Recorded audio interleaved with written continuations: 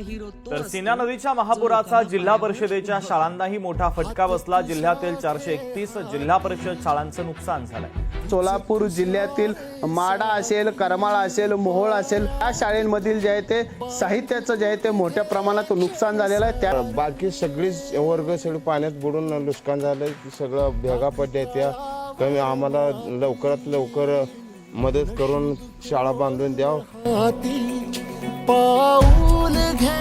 130 मुलांना school kit वाटप आणि आम्हाला बसायला सुद्धा खुर्च्या नव्हत्या, पाय गेलते सगळे, टेबलाचं सगळे खालचे पाय। स्कूल किटची गरज होती, ती गरज तुम्ही जाणून घेतली आणि आमच्या शब्दाला मान देऊन मुलांना स्कूल किट वाटप करून आम्हा शिक्षकांना पण आनंदित केले।